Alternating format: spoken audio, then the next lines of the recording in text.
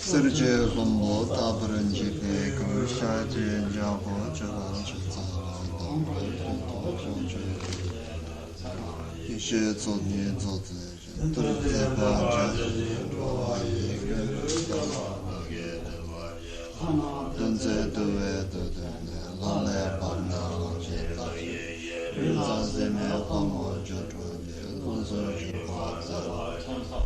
Dawan Chuzo Jashi Sabon and Trashi Rumbe Zala Tambe Zonda Jashi Shita Shanjuri Organizations Shunu Tateni Senge de Angamanga Damichasa Chewon Repa Chenan Sajeva Denda Mevan Zela Shanta Nete Chidan Tumba Jama Kana Mato Pumri Zamoye Kobadan Zeta Laki Jazi Chuan Zela Shanta Kore Shawa Nimbo Mezine Chine Shine Kala Chine Chun Chute Nanda Pundani Pradu Jummaran Zela Shanta Chune Shanchun Rudra Kone Nera Chane Pradu Lurunu Kawa Shine Sende Tai Samden Chogin Zela Shanta Toma Mene Deta Manganda Shanju Shindu Chirune Yamura Sanjana Shiru Baratsa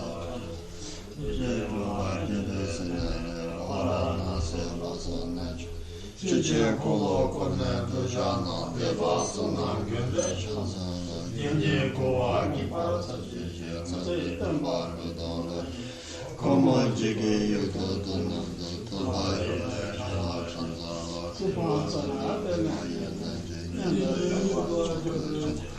Amen. Pola Kajera Java, Temba Java, Zela Java, Yellow Java, Yudu Kajishi, Sacho Tunget, Sajisam, Chimendar Jetabe Kujene, Yangi Doa Zela Java, Kubani Dipa Micheta, Mao Sajisam, Tini Dinner Zemoda, Kudin Java Zela Java, Kuni Tuwai Chidanze, Sajin Dala Kumbatan Boning, Gani Jidin Dana Chokese, Leze Keba Jalai, Kumbo Gani Lai Yeleshe, Jalu Kadu Yedin, Yumeni Yatundu Deva, Yone Lai Lala Chandala, Gaya Kondo Mamaji, Chaji Pindi Januro Deze, Sachi Sasa Sanso Kandu Shetsu Sume Kola Shanzala, Koshi Koshi Cheye Suden, Chuten Nanda Pindu, Manam Chane Bandu Lodun, Vini Janu Dala Shanzala, Yandu Kano Oshi, Mai Chide Chide, Nagada Duwanga Zende, Jimbe Chide Kola Shanzala, Arana Di Chiche Kola Zati Zatu Chudu Chimba, Sachu Kunwe Kumba Nyangye, Tune Naganda Shanzala, Yeda Tine Togo Chani, Tosa Deva Yeke and Wakuji, Nengi Chete Chuma Chu, Chepa Cheku Chinda Don Koda Kute Tsedan Chinga, Zimbo Zambo Chimba, Dipa Kona Dasa Chuma Chu, Tachi Soa Dabi, Daso Kondo Nebe, Nede Mupan Dasu Chewa, Chudan Chashin Pawa Zedu, Koze Chemba Don Temba Niri Jindu Chawa Dan Tende Bebo Dashi Chem, Temba Yuri Nebe Rashi Gu.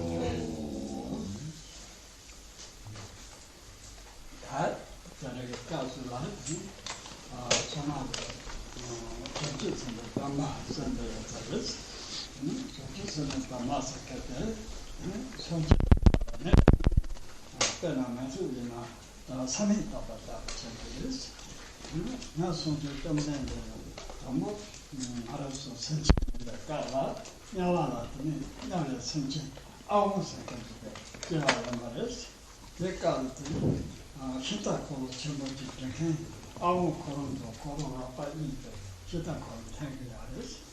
그냥 나와서는 차로 좀 챙겨야 말이지. 그때는 기타 코로도 차로 가지고 지금 했자. 해 맞으면 좀 한번 보여야지. 그러니까 저는 아무 싸우나 성제 답에 사인하고 있으면 지들다 나로 이제 독하지 뭐래 다 나로 그 독하면 나로 로빠데 독하면 아니나 그 가사를 되나 그런 독하다 나로 독하면 이제 나로 가사를 선네 되네 라킨 조더라 근데 나로니 독하면 나가지 코로 또는 나로 코로 przypisy 가사를 쓰시다레스 그래서 라켓 오드 치파사네 아드네 저런 얘기 때문에 시작하고 저렇게도 가리지 않겠지 근데 거기 있다시네 그렇게 찾잖아 근데 매일 뭐지 토스마레스 정치지 상할 때네 아드네 맞지들 정치지 상이 자처처럼 근데 나다 보시면 맞아서 보시면 어쩌라서 가지들 선진 때 코너 동료는 다들 손지 셔츠도 공부 토스마레스 대단해서도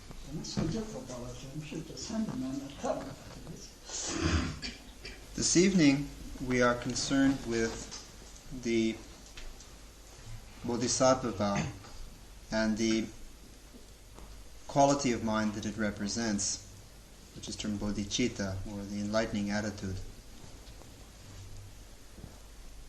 It should go without saying that this enlightening attitude, this quality of bodhicitta, is absolutely essential to attain enlightenment. Without this quality of mind, this compassion and altruism, it is impossible to attain complete enlightenment. It's as simple as that. Before the Buddha Shakyamuni attained enlightenment as the Buddha Shakyamuni, before this bodhisattva began the spiritual development which eventually resulted in complete enlightenment, at one point the Buddha was a sentient being like the rest of us. And in fact, at one point the Buddha's consciousness, or the consciousness of the being that would become the Buddha, was in a hell realm, as a hell being, suffering intensely from the karmic tendencies which had brought the mind to that state of hellish existence. And in this particular incarnation, the bodhisattva, the future Buddha, was a hell being who, with another hell being, was forced to pull an extremely large load in a kind of large chariot or cart that was loaded so heavily that the two of them could barely pull it. And all the time they were being goaded and whipped and beaten by the fiends of hell to make them pull this cart, these demons. The word in English we would use is a fiend. It refers to a being in hell that is not really a sentient being. It is a projection of the hell being's karma.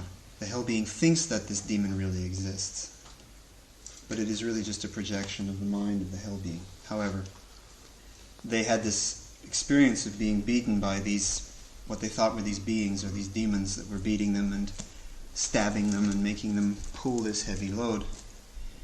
And at a certain point,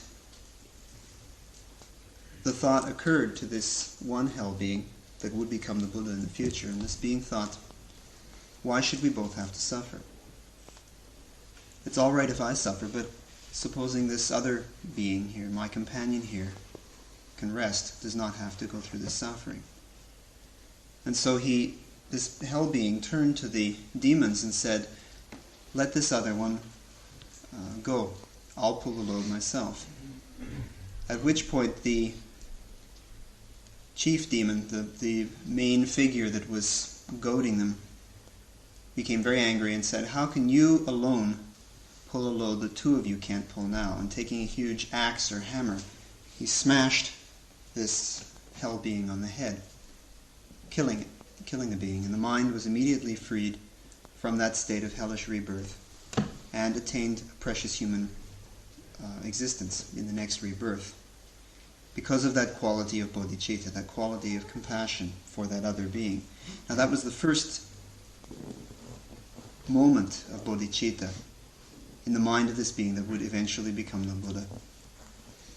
And this was the start of a long progression of rebirths, some 500 in lower states of existence and 500 in higher states of existence, before the bodhisattva finally attained enlightenment as the Buddha Shakyamuni. But without that quality of compassion, that whole development would never have started. So this quality of bodhicitta, of compassion and altruistic concern for others is absolutely essential for any true spiritual development to take place.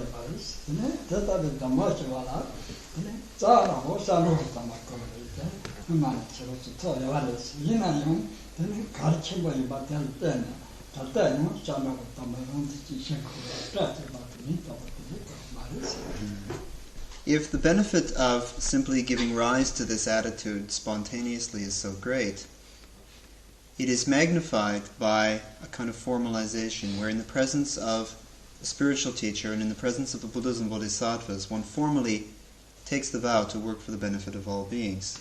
And this becomes a commitment that one makes to oneself to develop this attitude of compassion and altruism.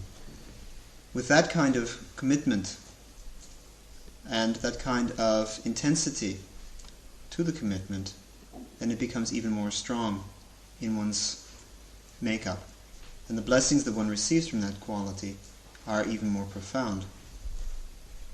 And this is what the context of the ceremony tonight, the Bodhisattva vow, is involved with. The taking of this commitment in the formal presence of a spiritual teacher and in the presence of the Buddhas and Bodhisattvas of the 10 directions, one formally takes the commitment to work for the benefit of all beings. Now, there is a lineage associated with the Bodhisattva vow. In our particular age, in our particular times, this dates from the 4th Buddha of this Kalpa, Shakyamuni. There are 2 main lineages of the Bodhisattva vow. The first of these passes from the Buddha Shakyamuni through Manjusri, the Bodhisattva of wisdom, to the Indian Buddhist master Nagarjuna and his student Aryadeva, and so on, in a lineage which has remained unbroken to the present day. This is what is termed the lineage of profound insight. There is another lineage which passes from the Buddha Shakyamuni through the Bodhisattva Maitreya, the Bodhisattva of loving kindness, and through the Indian Buddhist master Asanga, Vasubandhu, and again, down to the present day. This is known as the lineage of extensive activity. So both of these traditions are accessible in the world today. We as practitioners could receive either the lineage of profound insight or the lineage of extensive activity for the Bodhisattva vow. However, there is a difference in practicality. For the lineage of extensive activity, which comes through Maitreya, this is only traditionally given to someone who has some level of ordination, either layperson's ordination, or monk's or nun's ordination, or novice's ordination. And so it is a little more restrictive. It is only really given in a situation where someone has already taken at least the lay precepts, or a novice nun's or monk's vows, or fully ordained monk's or nun's vows. In the case of the other lineage, that of profound insight, it is open to anyone who wishes to take it.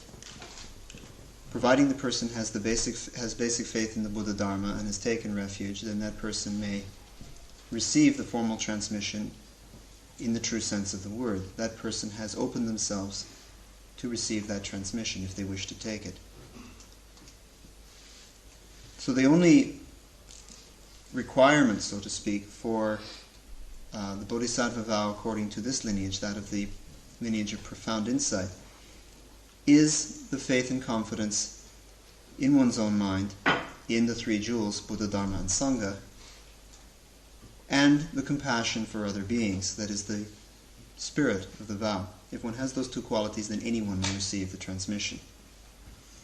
Now, no doubt, everyone here has received the refuge vow at some point or another.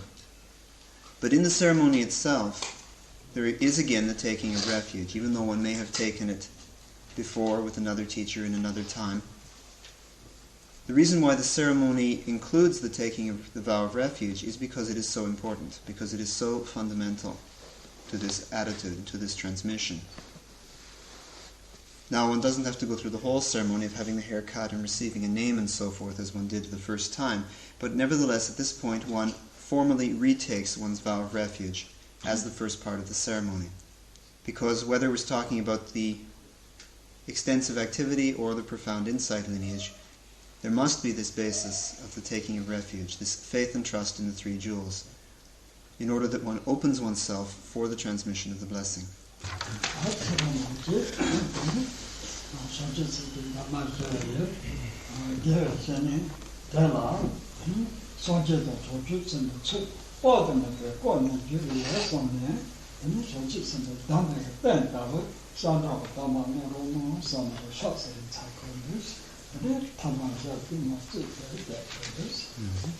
During the ceremony, one should not consider that one is only in the presence of the particular teacher or spiritual friend who is giving the transmission. That is one aspect. There is the physical situation, which is that one is physically in the presence of someone who holds this lineage and is able to transmit it. The spiritual friend, who in the Mahayana sense is one's advisor, one's source of advice, and gives one teaching, in this case the transmission of the bodhisattva vow. There is the spiritual situation as well, that one is also in the presence of all the Buddhas and Bodhisattvas, and that one should consider oneself in the presence of the sources of refuge, the three jewels and the three roots, all actually present in the space before one. So that during the ceremony there is not only the physical presence of the spiritual friend, there is the spiritual presence of the Buddhas and Bodhisattvas.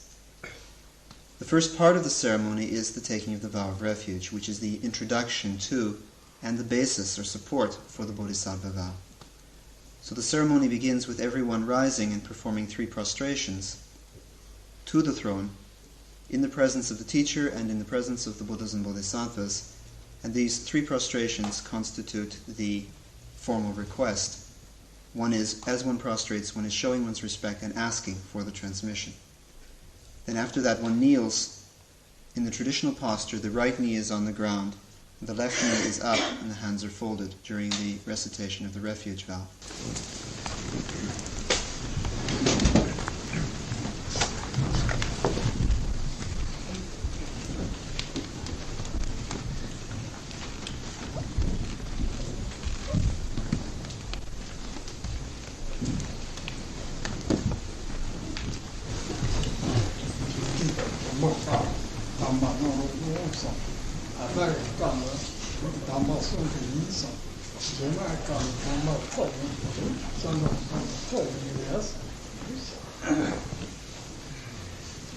At this point, the spiritual friend says the words of the refuge vow, a few syllables at a time, and one repeats the syllables after the teacher. This refuge vow will be said a total of 3 times. The first recitation is done with the understanding that one is taking refuge, requesting the vow of refuge for the benefit of all beings. The second recitation, that one is making a connection that one intends to keep in the future, that one will not reject in the future, but will cherish as something precious. And the third recitation, with the understanding that completing this final recitation completes the transmission, and at that point one has received the vow of refuge.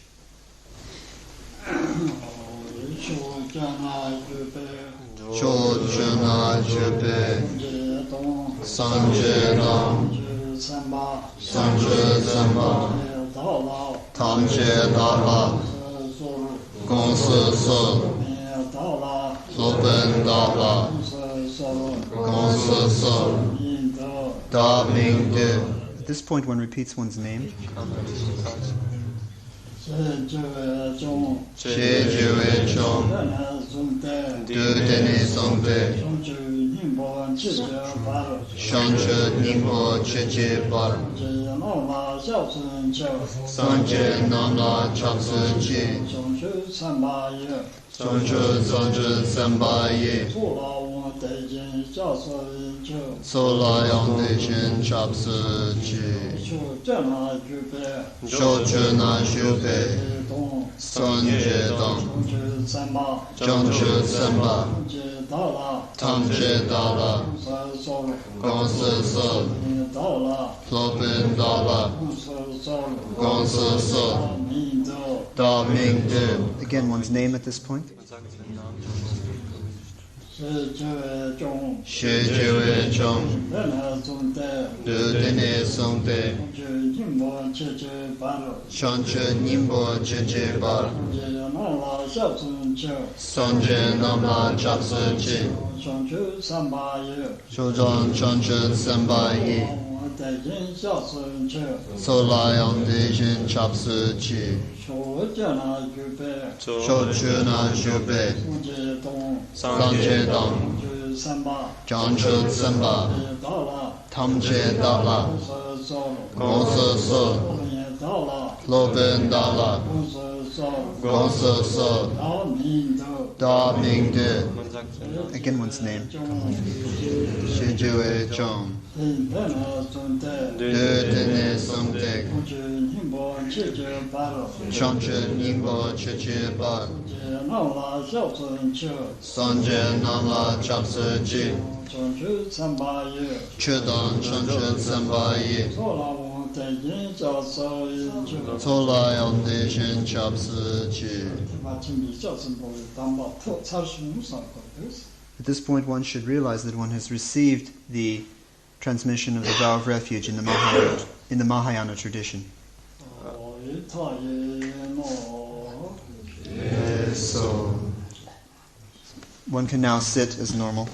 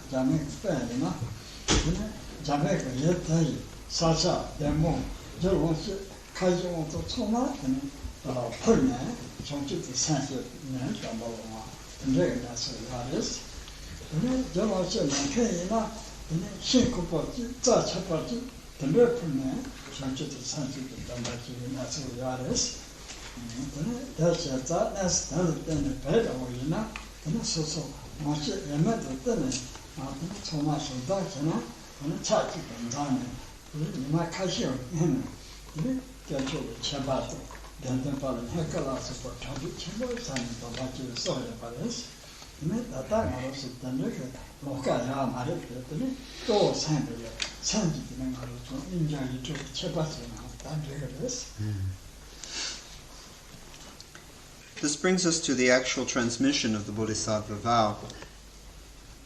In order to thoroughly prepare oneself to receive this transmission, it is necessary to generate a great deal of merit and awareness. Now, this quality of merit is something which has already been reinforced to a great extent, or we would not have the precious human rebirth that we do. the fact that we are in this superior state of rebirth means that there has been a great deal of merit and virtue in previous lifetimes, which has reinforced the positive karmic tendencies that led to this state of rebirth. But this is not something which stops at this point. It is something one continues to augment, continues to develop, particularly in the context of receiving the bodhisattva vow. Eventually there will be 1,000 Buddhas that will appear during this kalpa, this particular age. 4 of them have already appeared, Buddha Shakyamuni having been the 4th. In the case of each and every one of these Buddhas, at some point in the past, these beings first gave rise to bodhicitta, first gave rise to this thought of working for the benefit of all beings, and at some point formally took the bodhisattva vow in the presence of a Buddha. And it is this which started them on the process of development that will result in their attaining enlightenment during this kalpa. Now, in the case of some of them, they were extremely wealthy and powerful individuals, like kings or rulers. And they would offer their entire kingdom.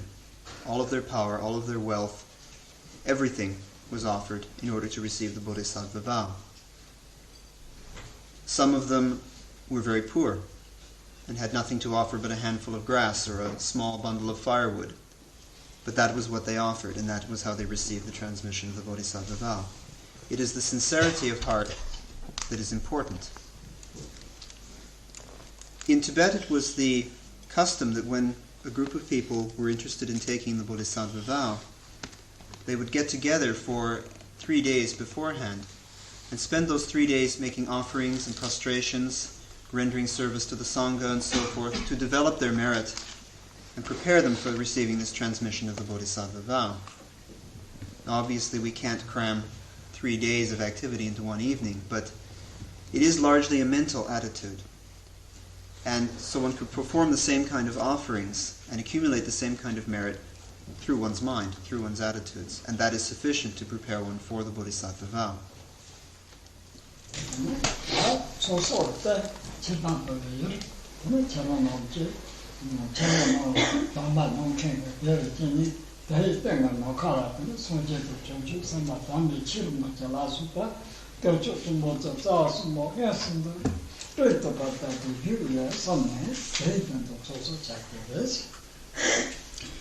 At this point then, one still is considering oneself not only in the physical presence of the spiritual friend, the teacher who is bestowing the transmission of the bodhisattva vow, but in the spiritual presence of the 3 jewels and the 3 roots, all of the sources of refuge gathered in an enormous assembly in the sky before one, in the space before one, and one meditates on the actual presence of the sources of refuge as well as the physical presence of the teacher. And it is in the presence of all of these sources of refuge that one proceeds to develop one's merit and awareness to prepare oneself for the bodhisattva vow.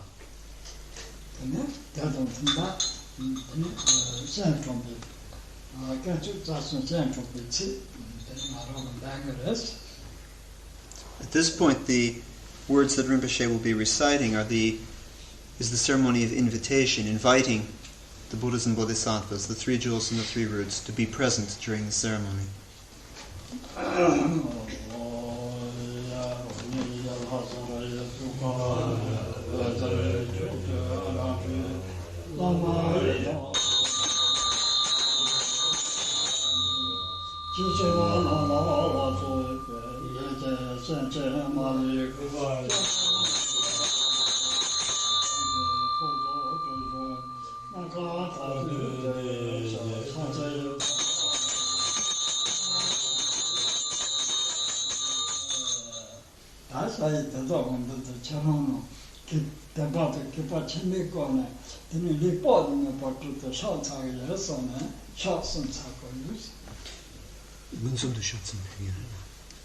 At this point, one meditates that in the presence of these sources of refuge, one first offers homage, which is shown physically through 3 prostrations, and mentally with the attitude of faith and devotion. So at this point, one then offers 3 prostrations to the physical presence of the teacher and the spiritual presence of the sources of refuge.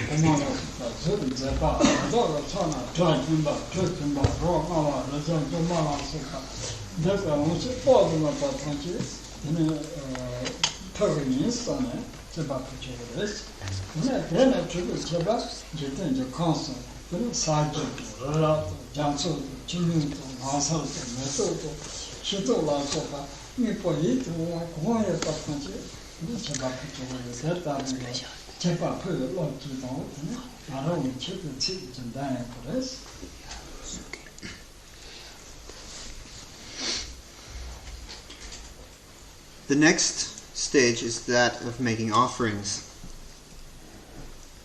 And during the recitation that Rinpoche will be reciting, one can focus mentally upon this particular stage of making offerings.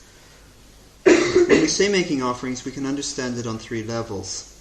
There is, of course, the material sense, where one offers actual flowers or candles or bowls of clear water or whatever on the shrine. This is one aspect of offering. Another aspect is the visualized or mental aspect of offering, which is really limited only by one's imagination. Anything worthy of offering can be mentally created. One can create a mental image of that and consider it an offering. One can meditate gods and goddesses, beautiful and handsome, emanating from oneself and carrying in their hands anything that is beautiful to look at, any sound that is beautiful to hear, any smell that is fragrant, any taste that is delicious, any texture that is soothing and gentle. All of this meditated or visualized aspect is a form of offering as well. And there's another aspect of offering which simply is considering the natural beauty that exists in the universe as an offering. The flowers and fruits, mountains, streams, forests, sunsets, and so forth. Anything which simply exists as part of this world we live in, without being made by anyone in particular, without belonging to anyone in particular, simply there to be enjoyed. All of that can be considered an offering as well. So during this particular recitation, it is this concept of offering, material, visualized, and the offering of natural beauty, all of this that is taking place. And one's attitude in this sense is of making offerings of all of these things.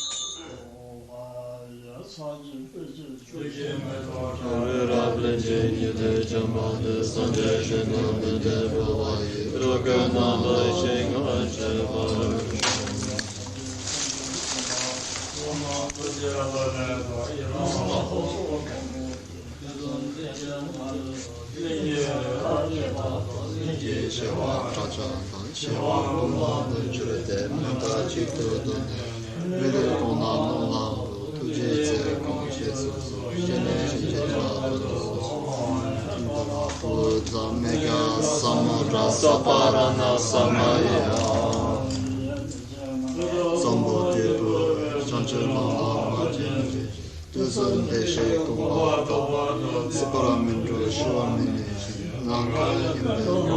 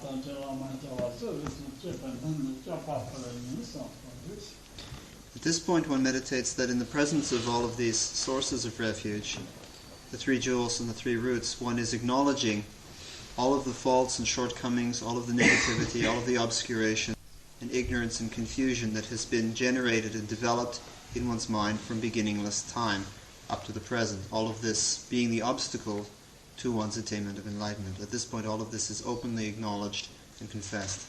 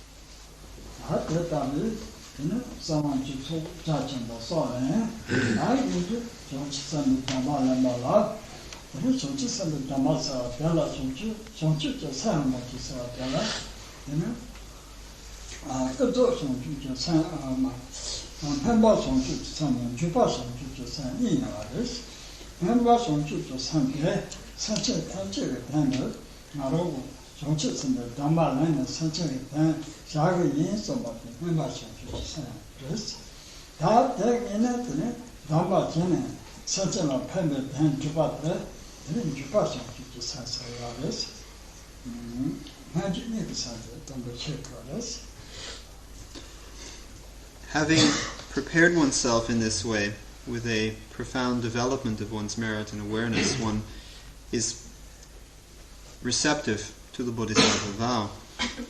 First one should understand the context of the bodhisattva vow.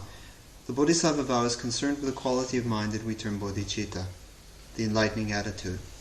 Now there are several aspects to this quality of bodhicitta. The first of these is an attitude of aspiration. It is the aspect of feeling in oneself that one is taking this vow, that one is practicing the Dharma, that one is engaging in whatever one does for the benefit of all beings. That basic aspiration is one kind of bodhicitta. Then there is the attitude of application, of actually carrying that through in daily activity, in meditation practice, in whatever one is doing. And the actual application of that, so that it is not simply one's aspiration, but one actually does it. One not only aspires to do it, but one actually does it. The actually doing is another aspect of bodhicitta, which is termed the aspect of application. So to begin with, it is important to understand that there are these two aspects. There is the aspiration to do something, in this case to work for the benefit of all beings, to enlighten all beings.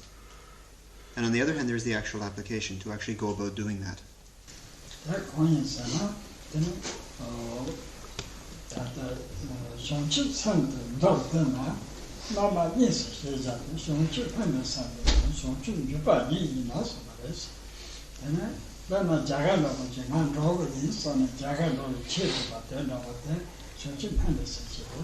다 자가 그래서 와는 주는 거 같아. 그래서 좀 있었지. So, first and foremost, it's important to understand that there are these two aspects. And bodhicitta can be understood in two ways, as a kind of aspiration and as an application as well. To take a very simple example, perhaps one wants to go to India or some other country. First one thinks, I want to go to India. That's the aspiration. Then one goes about getting the money, getting the ticket, getting the visa and so forth to actually go there, and one actually starts on one's journey. That's the application. So there are the two aspects which are necessary in any action, and especially in this quality of bodhicitta, the aspiration to do something and the application of carrying it through.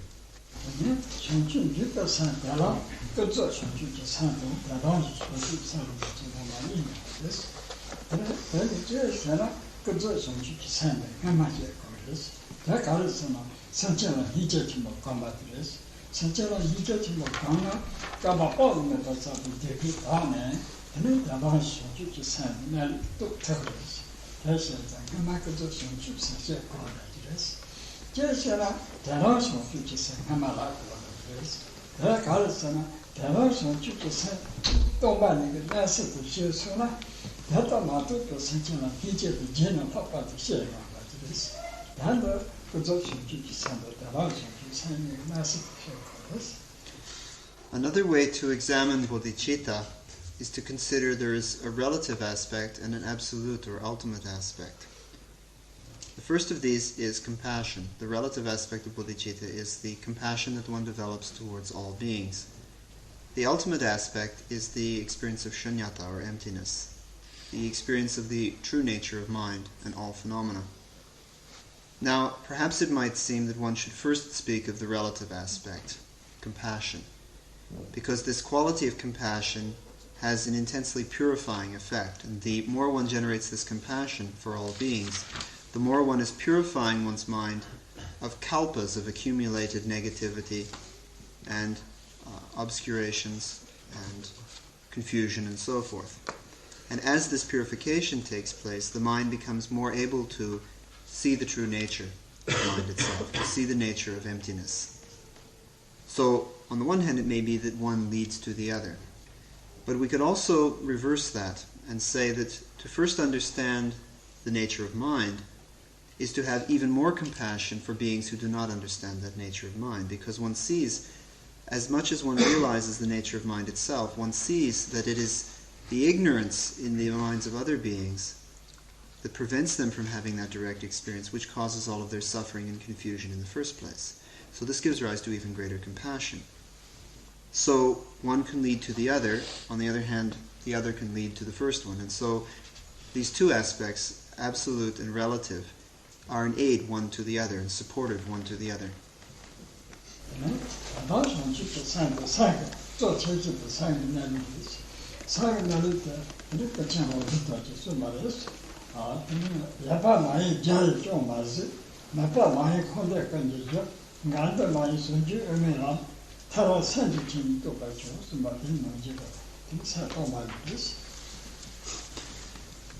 The ultimate or absolute aspect of bodhicitta is first and foremost the understanding of the nature of mind.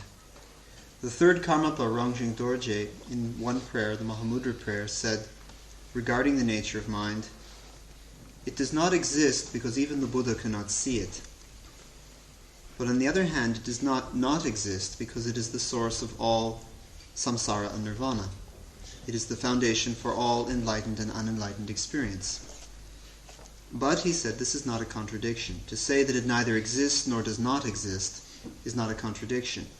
It is at one and the same time existent and non-existent, without being one or the other. And this is what is known as the middle way, or the middle view, which avoids falling into the one extreme or the other. And so, in speaking of the nature of mind, emptiness, Rangdziung Dorje spoke these words of the prayer, that one cannot say mind does exist because there's nothing there that one can see. On the other hand, it is the origin of samsara and nirvana. So to say that mind exists in a naive sense, or to say that it does not exist in a naive sense, are both incorrect statements. it is at one and the same time existent and non-existent. One could describe it in either way, and in fact it is neither of them. The only thing we can say is that mind is essentially empty.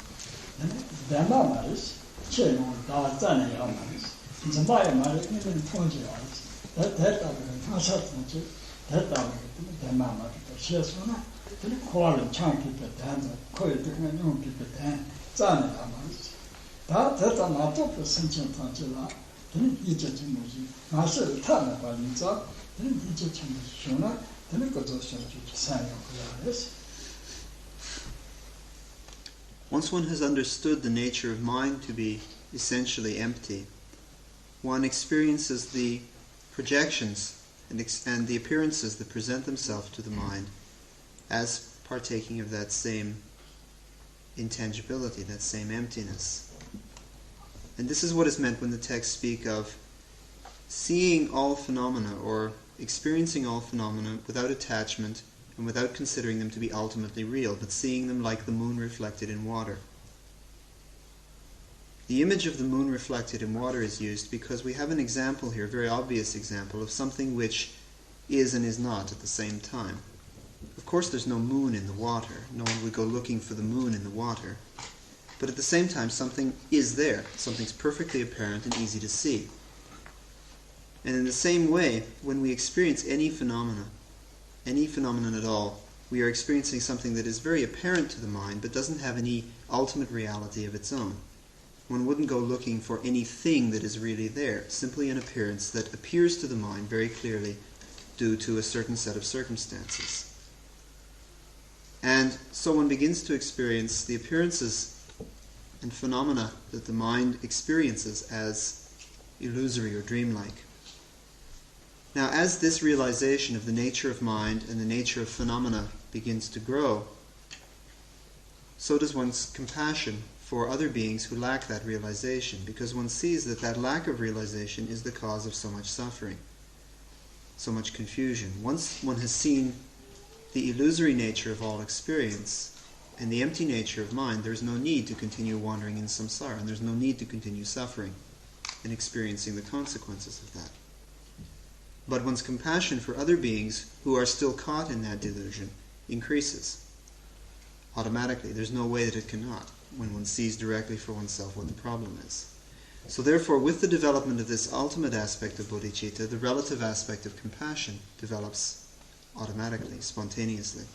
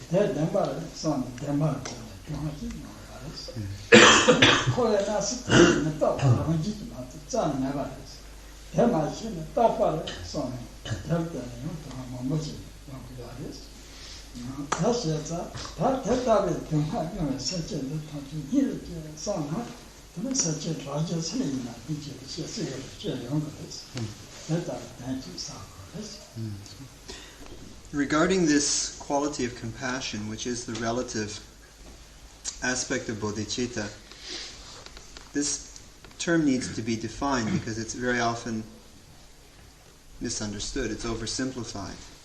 Compassion is not particularly sitting and thinking, oh, you poor person, to another person, oh, you poor fellow. That's not necessarily compassion, particularly if you're somebody little and humble, looking up at somebody who's rich and powerful and influential and saying, "Oh, you poor person." It's kind of difficult to really give rise to sincere compassion. You don't really feel pity in that kind of situation because the person has all the advantages. That's not what compassion is based upon in this Buddhist sense of the word. What it is based upon is an understanding of the basic nature of sentient beings, big or small, high or low, whatever situation a being is in. There are some fundamental mistakes that we all make, that each and every being makes, that cause us suffering. The first of these is that we continue to experience a self or an ego as something real where there in fact is no such thing, ultimately speaking. Because of that, a great deal of our suffering develops. Because of this need to defend and protect the self that doesn't exist. Another way in which we suffer is by mistaking things which are only conventionally real for things which are ultimately real. All of our experiences are really like dreams or illusions. They have no ultimate reality because they do not last. They don't have any life of their own, so to speak. Just as a dream, when we wake up from a dream, the dream is finished. It had no ultimate reality. When we die, this world disappears. It had no ultimate reality. But we invest all of these things with some kind of ultimate reality in and of themselves, and we treat them as though they existed in and of themselves. That's another problem that we have. That's another source of a great deal of our suffering and confusion. And finally, we are continually regarding things which are impermanent as things which are permanent. All that we experience is impermanent, is unstable, is always changing and breaking down and fading away and dying and so forth. But we're always treating it as though it was absolutely stable, something we could depend upon. That's another source of our suffering. Now, once one has understood the basic situation of being a sentient being, an unenlightened being in samsara, then one has a basis for true compassion, because one's seen that the suffering arises from looking for a self where there is none, looking for truth where there is none, looking for stability and permanence where there is none. Those are the mistakes we make. Regardless of our particular situation, we all make those mistakes and we all suffer the consequences. Then one can really discover true compassion once one has understood how all beings make all of these mistakes.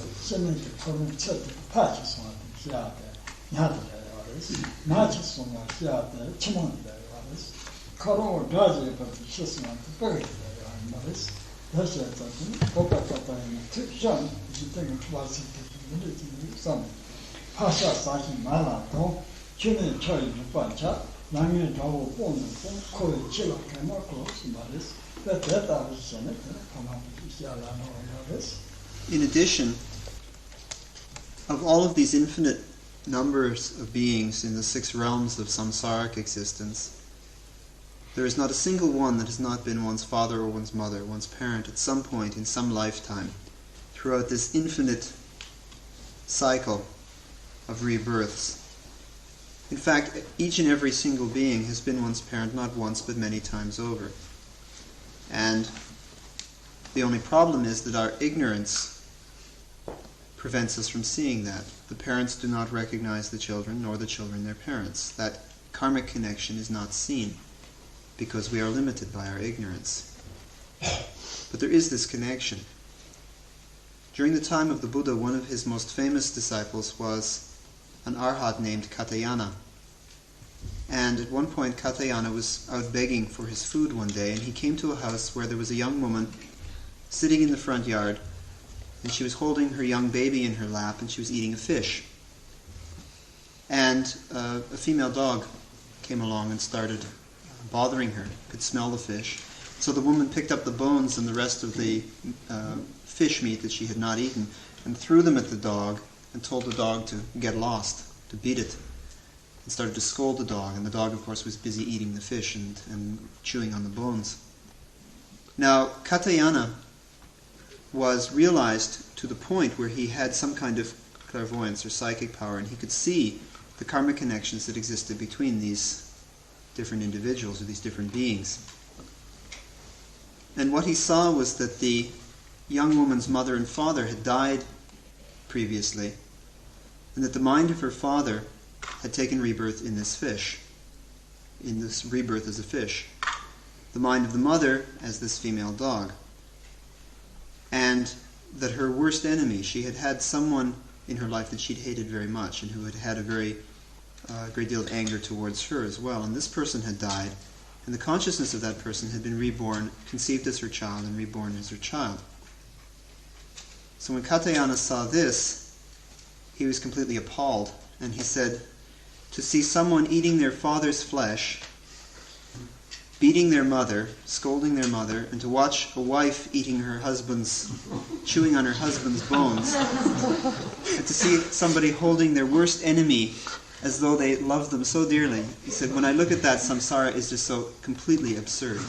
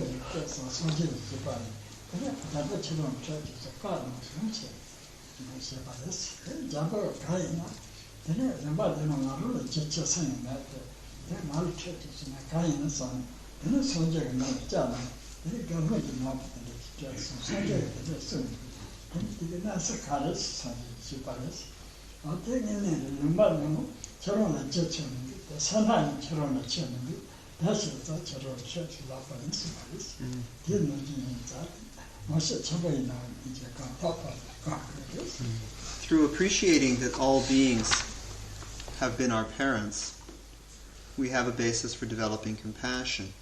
And when we understand the karmic process, we have even more of a basis for developing this compassion. One understands that the more powerful and the more influential someone is, the more worthy they are of your compassion. Because wherever there is power, there is corruption. It involves some kind of unskillful activity somewhere. It is very difficult to hold power purely. And what that person must do in order to maintain that power, to get that power and to maintain that power, is to create a lot of negative karma, which means that in the future their mind will be pulled down by this negative karma towards some lower state of rebirth and further suffering, further confusion. So in the moment it might look like the person is doing fine, but actually when one sees the karmic situation, one understands that they're very worthy of one's compassion. The same can be said for wealth, because wherever there is wealth, there is greed. It is very difficult to have wealth and to keep wealth without being greedy or avaricious. During the time of the Buddha, there was a monk in the region of what is now called Varanasi or Benares in India, who had absolutely no interest in worldly wealth, was completely committed to his spiritual practice, but was given at one point a fabulous gem, beautiful jewel that was worth a fortune, the answer to anybody's dream. And this monk thought, well, I don't need this, I don't have any use for this kind of thing, I should give it to somebody who really can use it. And so he started thinking. There were a lot of poor people in the area, a lot of beggars, a lot of paupers, people who didn't have any wealth at all, and he kept trying to decide who would be the best person to give it to. And he really couldn't decide, and so he went to the Buddha, who was staying in that area, and he said, I've been given this fabulous gem, but I don't really need it, I don't really want it, and I want to give it to someone who really needs it. Tell me the person who needs this wealth the most. Tell me the person who really has the need. And the Buddha said, give it to King Saja. And the monk thought this was very strange, because King Saja was the wealthiest person in the whole area. He had more wealth and power than anybody could dream of. The last thing he needed was one more gem. But the Buddha said, no, I insist, give it to King Saja. You said, give it to the person who needs it the most. So the monk thought, well, the Buddha must know what he's talking about, and he gave this jewel to the king. And the king was very surprised to find this Buddhist monk giving him this incredible jewel, and he said, where did you come by this jewel? What are you giving it to me for? And the monk said, well, it was given to me, but I don't really need it. And I asked the Buddha who would need it the most, and he said to give it to you. So the king was rather puzzled at this, and he went to the Buddha for a personal audience, and he went into the Buddha's presence, and he said, one of your monks just came and gave me this incredible jewel, and he said that you had told him to give it to me because I was the one who needed it most. And I'm wondering if you can straighten this whole thing out and tell me what's going on. And the Buddha said, well, of course you're the one who needs it the most. You're the most wealthy, but you're also the most greedy person in this area. All that this wealth has done has made you greedy and avaricious, and all you want is more and more and more. You don't have any contentment. So when he asked me in this situation, I took him literally. The person who needs it the most is you. So just because a person is wealthy does not mean that they're in a good position. Because in getting that wealth and in keeping that wealth, a great deal of negative karma can be generated. Which means that just because a person is powerful, just because a person is wealthy, seems to be superior in the ordinary sense of the word, doesn't mean that that person isn't worthy of one's compassion. In fact, even more than ordinary people, those kind of people are worthy of our compassion.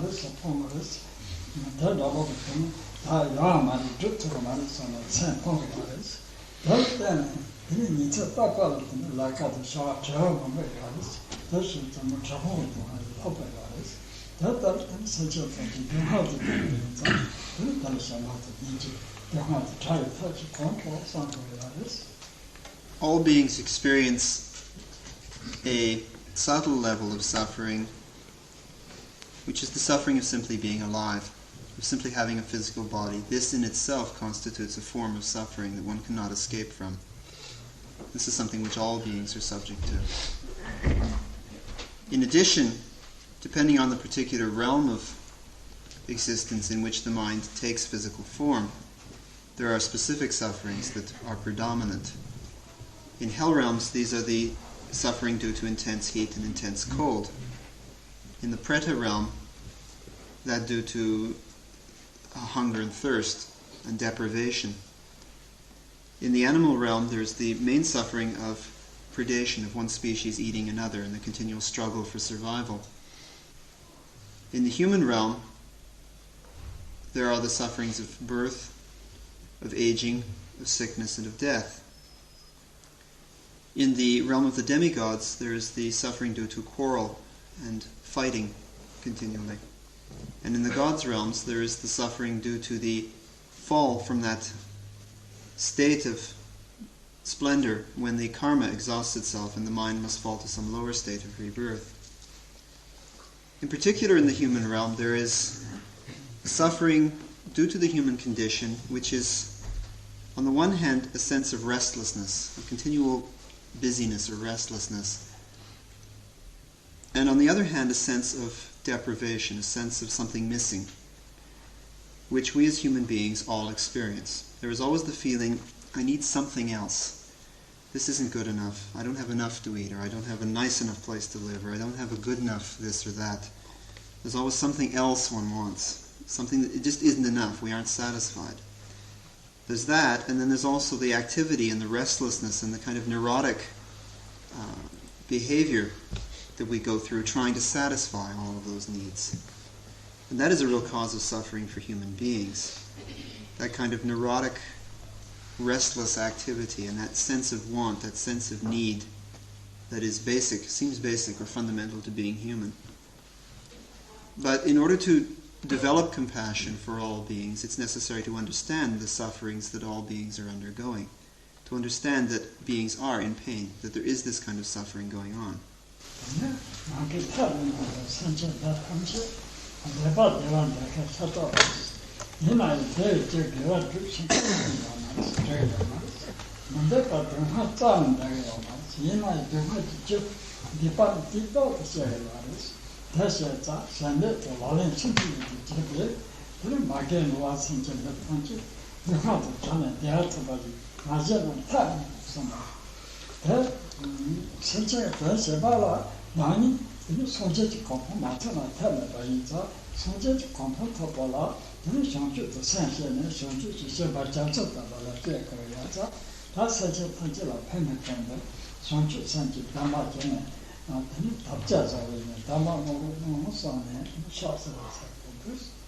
Each and every being is in the same position. Each and every being wants to be happy. To be alive is to want to be happy, to attain some kind of happiness. But the causes of happiness are virtuous activity and positive activity that reinforces positive karmic tendencies. And that's not something that very many beings at all understand. In the same way, no being wants to be unhappy. No being really is doing anything than trying to avoid suffering and to attain happiness. But the causes of suffering and frustration are negative action, unvirtuous action, which reinforces negative karmic tendencies. And again, this is not something that most beings understand. So the situation is one where what we want and what we do in order to achieve it are in direct contradiction to one another. We simply do not understand how to achieve the happiness that we want, and instead we create all kinds of circumstances for further confusion and further suffering. So our action is at direct odds to our goal. Now, in all of these ways, one develops one's compassion for other beings. And when one develops this compassion and one truly wishes to help other beings, one realizes that the only way one's going to do that is to attain enlightenment oneself. Because right now one simply doesn't have the insight, one doesn't have the skill, one doesn't have the ability to help other beings on a very effective level. The more one attains towards enlightenment and realization, the more effective one becomes in helping others. So that is one's motivation for seeking enlightenment. That is one's motivation for practicing Dharma. That is one's motivation for taking the bodhisattva vow. Because one is intent upon giving rise to this compassion and carrying it through, in all kinds of bodhisattva activity. Vast ocean of bodhisattva activity, taking oneself and all beings towards enlightenment. That should be the motivating factor for one receiving the vow tonight. The actual ceremony begins again with 3 prostrations, which is one's sign of respect and also one's request for the ordination, for the vow. As one thinks to oneself, I am taking this bodhisattva vow, I am requesting and receiving it, not only for my own benefit, but to attain enlightenment for the benefit of all beings.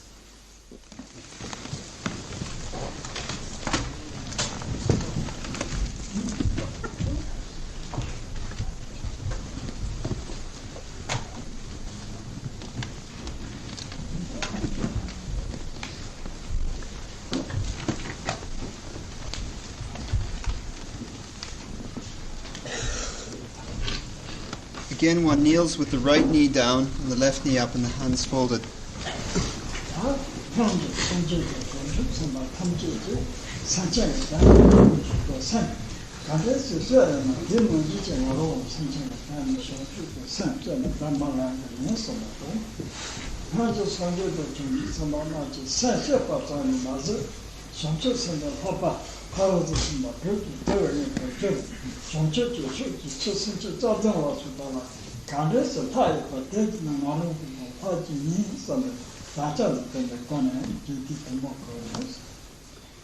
During this recitation, one's attitude is that just as the Buddhas and Bodhisattvas of the past gave rise to bodhicitta, gave rise to this quality, and undertook this bodhisattva vow, that one is following in this example and that one is doing the same. And that furthermore, just as the Buddhas and Bodhisattvas did not simply take the vow but actually applied it in all of their bodhisattva activity, working for the benefit of other beings in many ways, one is intent upon applying this as well. So there is not only an aspiration involved here during the recitation, but also the promise to oneself to actually apply this attitude in what one does.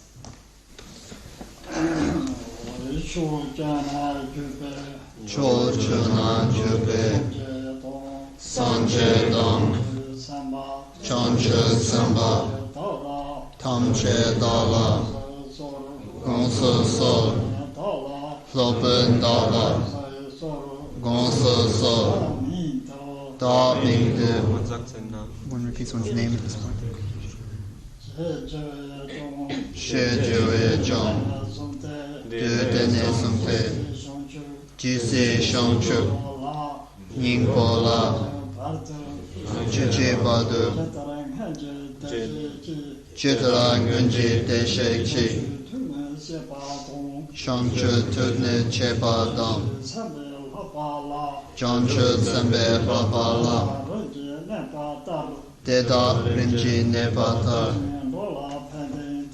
Dejen rola pendendo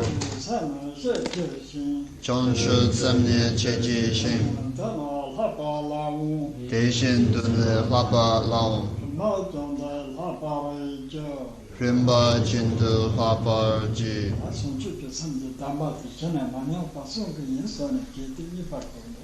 During the second recitation, one's attitude is that in taking the bodhisattva vow, one intends to keep it. One intends to respect this in the future and not reject the connection that one has made. Shojana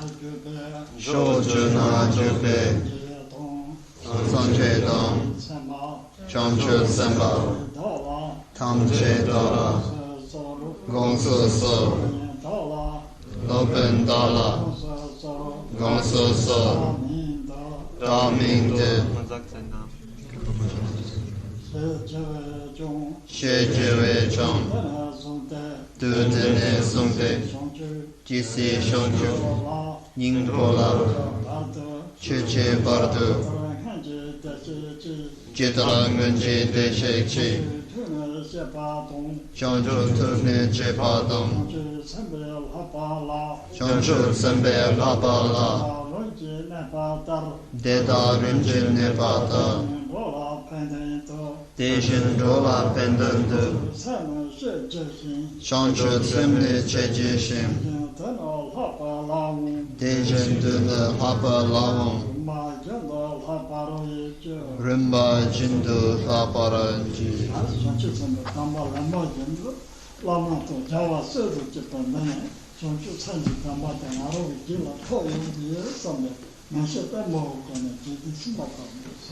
The third and final recitation is undertaken with the attitude that this completes the transmission, and one should have it very clear in one's mind that once one has finished reciting the words of the prayer after the teacher, that in the physical presence of the spiritual friend and in the spiritual presence of the Buddhas and Bodhisattvas and the sources of refuge, one has completely received the transmission of the Bodhisattva vow. This conviction is quite important.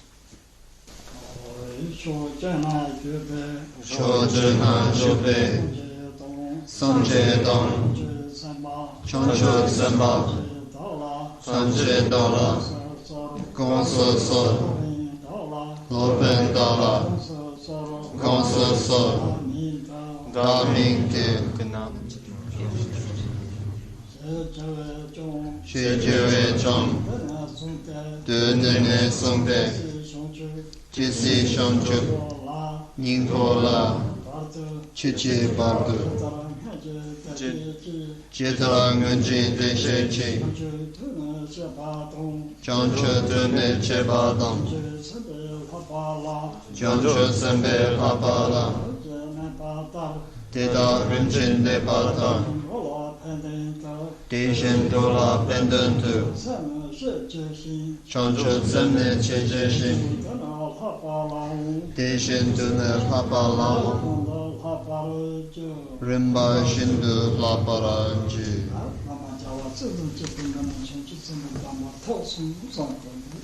At this point one should feel that one actually has received the transmission of the Bodhisattva vow in the physical presence of the teacher and the spiritual presence of the Buddhas and Bodhisattvas.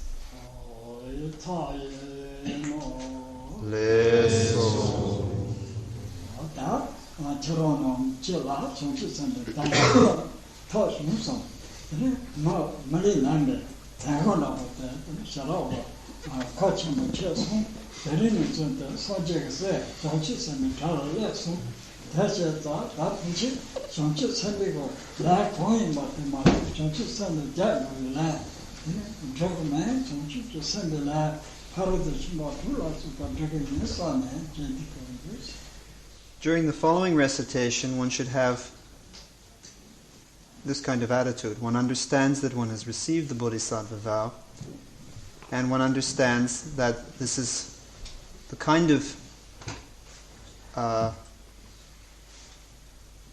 this has affected a kind of significant change in one. This has really made one's human existence truly meaningful. One is now a bodhisattva. One is a son or a daughter of the Buddha. And one is attempting to live up to this ideal of the bodhisattva, one who works for the benefit of all beings as best as possible. So that one is committing oneself to always practice and always behave in a way which is in the spirit, in accordance with the spirit of this bodhisattva vow, and not to go against it and not to behave in ways which go against the vow, which harm other beings and create suffering and confusion. So during the following recitation there is this recognition on one's part that a very significant change has taken place. One has received this bodhisattva vow in the presence of the Buddhas and Bodhisattvas. One is now a bodhisattva, and one is committed to behaving in a way that is fit for a bodhisattva to behave. Dindu Datse Drebu Ye, Mi Sipa Leprato, Derin Sanje Risuche, Sanje Sesu Datenju, Tane Daki Chine Chang, Rikdan Tumbe Letsamte, Chenme Tumbe Rikdela, Nyopa Minju Deta Cha.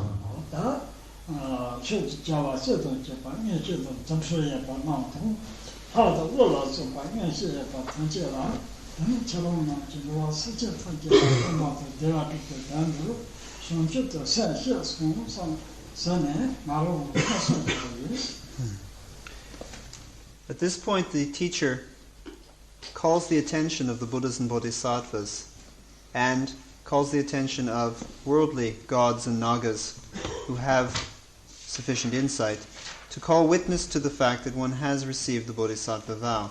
So at this point the teacher recites a prayer which confirms in the presence of the Buddhas and Bodhisattvas and even of these samsaric beings who support one's spiritual practice. The teacher calls attention to the fact that one has received the Bodhisattva vow and confirms this.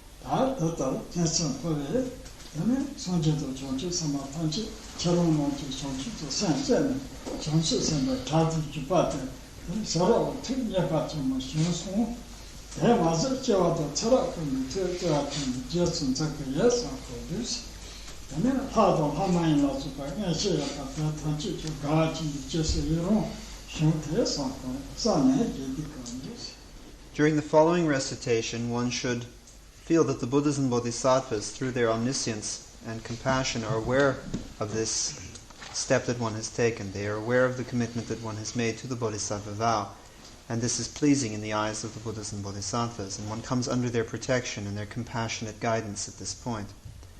One also feels that the gods and nagas of samsara who support spiritual practice are, in their own limited way, aware of one's intentions, and in a certain sense one comes under their protection as well on a more mundane level.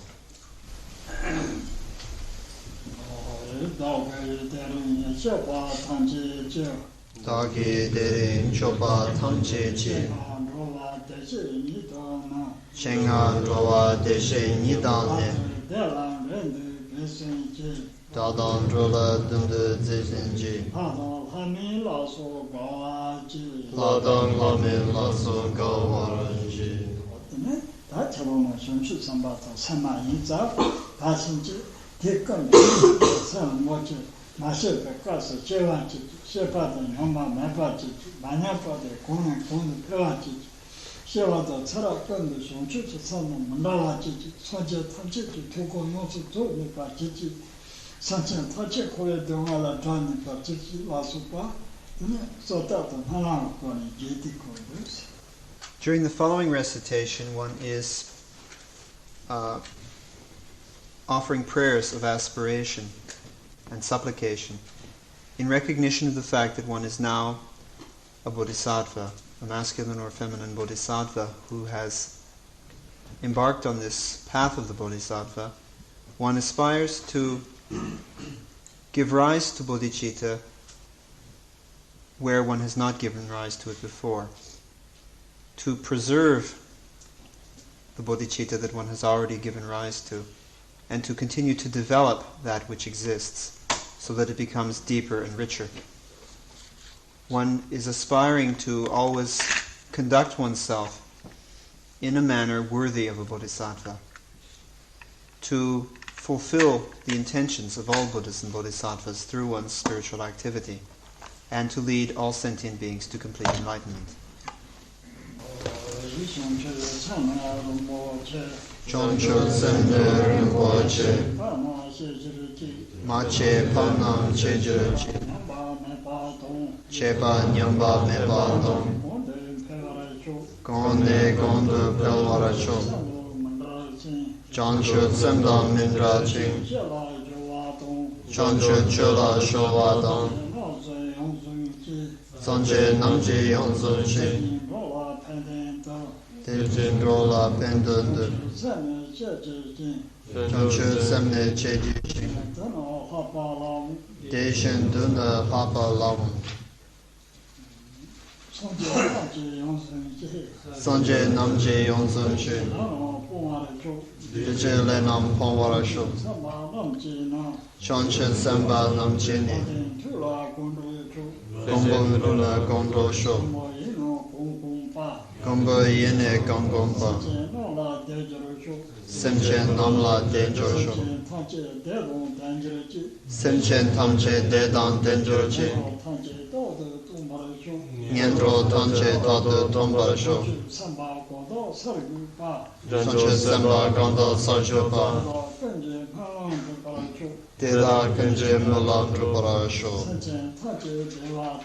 Shenchen Tanche Deva Dam Dura Dudan Dembara Joji Dunga Dan Dunga Ji Judan Rawara Chichi Dunga Mebe Dewa Damba Damin Rawara Chichi Nidan Traje Nidan Drawe Tonyan Chembola Nepara Juruchi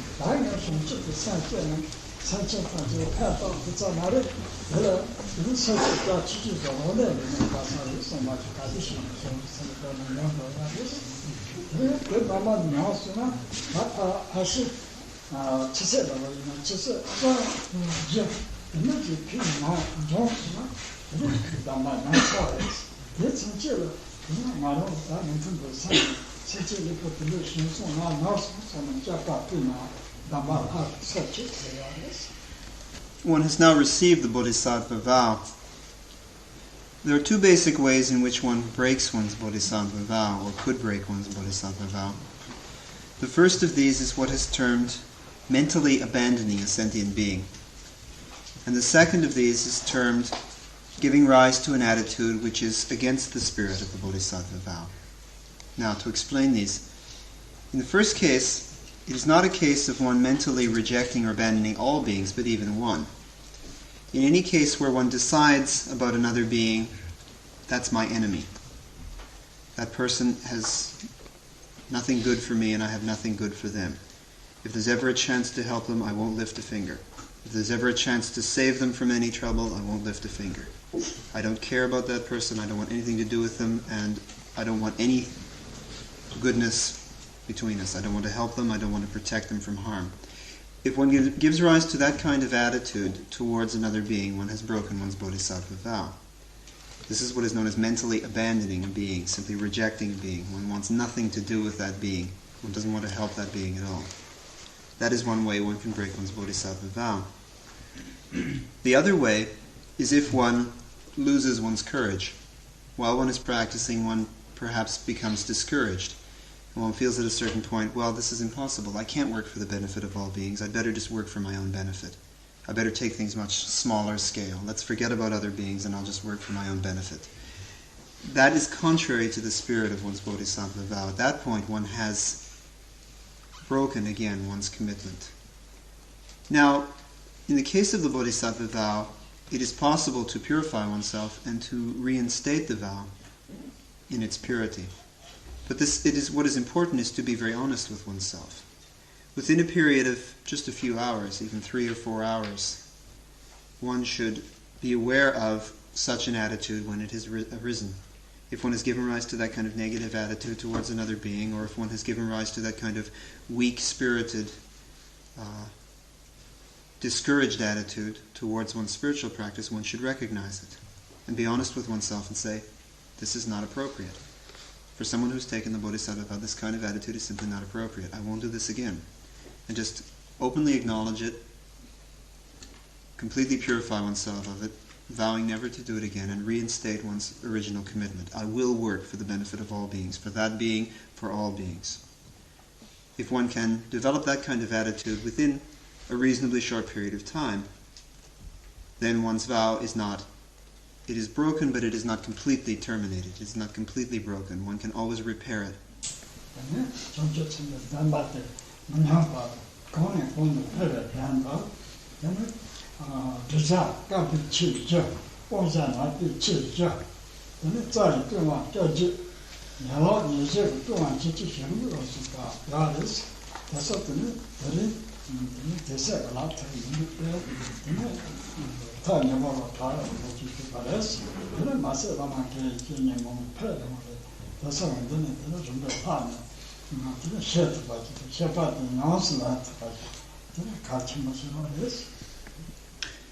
In order to preserve one's bodhisattva vow and in order to develop it and enrich it, there are many kinds of advice which are given in the traditional texts.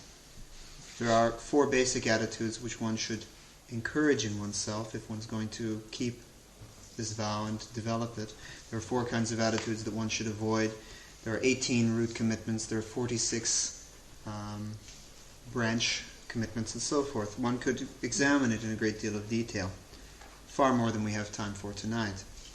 However, the Venerable Dragyap Rinpoche lives close by, and also the center itself is hosting many teachers who come through, and one can always ask these teachers when there is more time for a more elaborate discussion of the nature of the bodhisattva vow and the way in which one goes about preserving it and developing it. This would be quite useful, as a matter of fact, for people who are interested in understanding more about how this vow is preserved and how it is developed.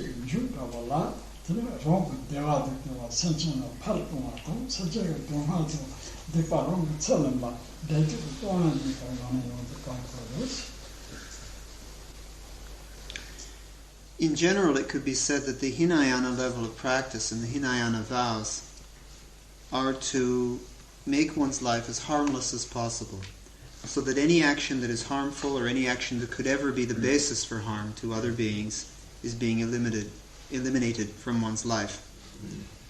On the other hand, the Bodhisattva vow, the Mahayana ordination and discipline, is to make oneself as helpful as possible, so that everything that one does is helpful or is a source of help and benefit to others. And on the Vajrayana or Tantric level, one is concerned with seeing the identity of samsara and nirvana, of seeing the ultimate nature of reality. That's probably as concise as we could say it in examining the different levels of practice. On the Mahayana level of the Bodhisattva vow, which we were concerned with this evening, this quality of loving kindness and compassion is very important. One technique that one can use in meditation to embellish this and develop this compassion is what is called Tonglen in Tibetan, which literally means sending and taking. This is an attitude that one develops towards other beings of sharing one's virtue, one's joy, one's happiness, all that one experiences that is positive, one's merit. All of this is, as it were, sent out mentally to other beings and shared with other beings. And the suffering and pain and confusion and negativity of other beings is taken on oneself. So in order to develop one's compassion, this technique of Tonglen, of sending the positive and taking on the negative, is a very important one to help one develop this quality of compassion.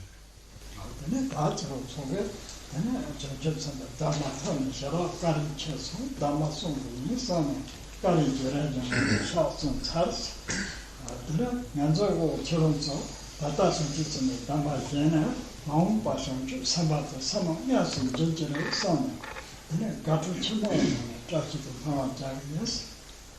The ceremony concludes with again 3 prostrations. This time one is expressing one's gratitude for the transmission that has taken place. One is showing the teacher one's gratitude for receiving the bodhisattva vow.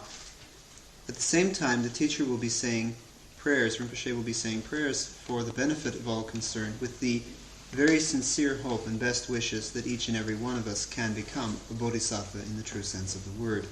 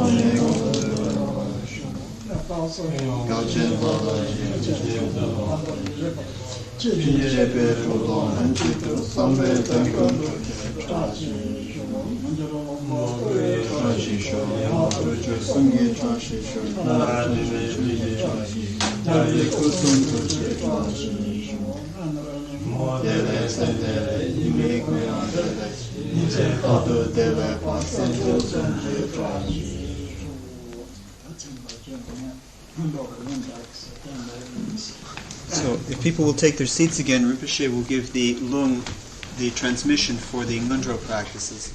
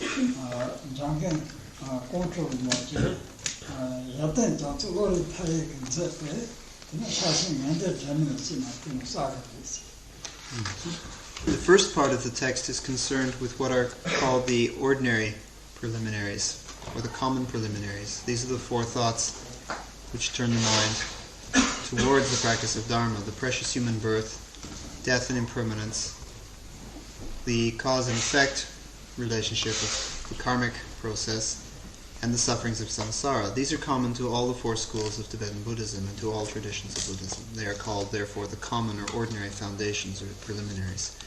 The special preliminaries, the prostrations and the taking of refuge and so forth, are slightly different in the different schools because of the slightly different lineages that are being prayed to or invoked and so forth. For example, in this particular case of the Karjupa preliminary practices, it describes the lineage that one visualizes, for example, when one is taking prostrations, and rather taking refuge and doing prostrations. In the center of the visualization is one's own root guru in the form of the Dharmakaya aspect, Vajradhara. And above one's guru's head, one's own guru's guru. And above that guru's head, that guru's guru, and so forth. up to the original Dharmakaya aspect, which was the original inspiration for the whole lineage. And so from Vajradhara to the Bodhisattva Lodro Rinchen, to Maitripa, to Tilopa, Naropa, Marpa, Milarepa, and Gampopa, and so forth, down to, in the case of the main Kagyu lineage, down to the 16th III Karmapy Rangdziung Dorje, the late III Karmapa. Now, that is the main focus of the visualization, this main axis, so to speak, the mainstream transmission of the Kagyu lineage of Mahamudra teachings. However, there is a factor which distinguishes this practice from all other practices, and those of you who have read the book called The Torch of Certainty, which has been translated into English as The Torch of Certainty and also into French, and which was written by the great Jamgon Kongtrul Rinpoche, Lodro Tai, you will be aware of the fact that this practice is something which goes beyond the main Kagyu lineage, that there is it is not simply this lineage, this is simply the central lineage that one is focusing on, but one is not excluding the others.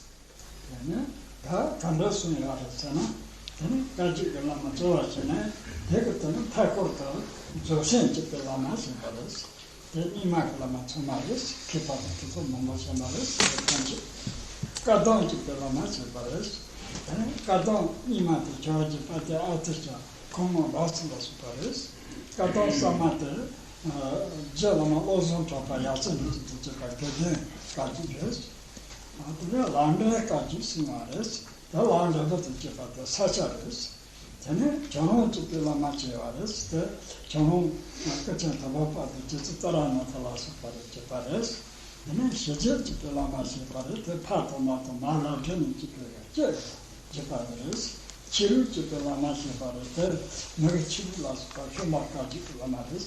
In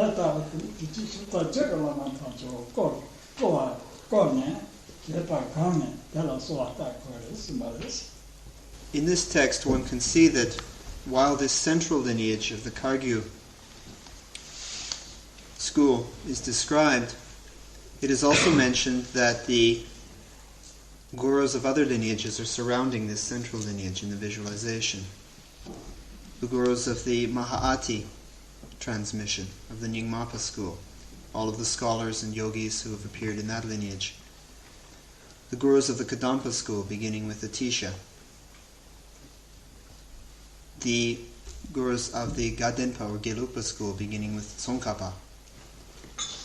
The gurus of the what is called the Lamdre transmission, which is the Sakyapa school. The gurus of the Jonangpa lineage. The gurus of the teachings known as Shije and Chu, the teachers of the Shamba Karju and the 6 doctrines of Nigama, and so forth. All of the main 8 transmissions of Buddha Dharma in Tibet are mentioned and are included in the visualization, and one takes refuge in all of these.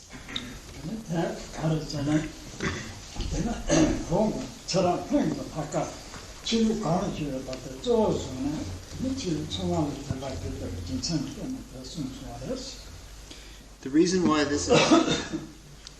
this is presented in this way is because while one is going to have a particular connection with a particular lineage that arises from previous karmic connections, one should respect all lineages. And so while one may have a particularly strong connection with one lineage, which is the most important one for one personally, this does not mean that the one does not respect the other lineages of Dharma. And so for this reason, the meditation is presented in this way.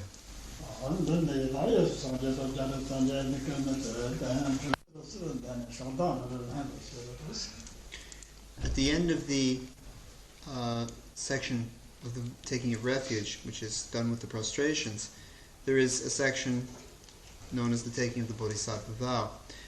These are the words that we use tonight during the ceremony, and so after every session of taking refuge and doing prostrations, one recites the words of the vow over again 3 times and retakes the Bodhisattva vow. So ideally one could be doing this on a daily basis, continually retaking one's Bodhisattva vow.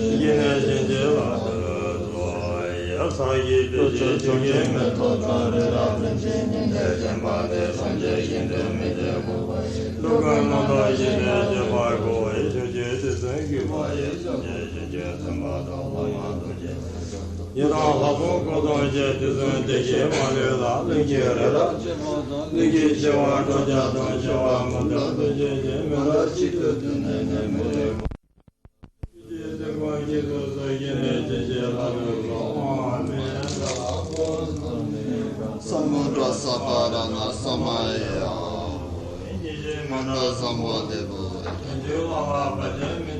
Tuzundeje kumbado vado Sibam Nankanyam dero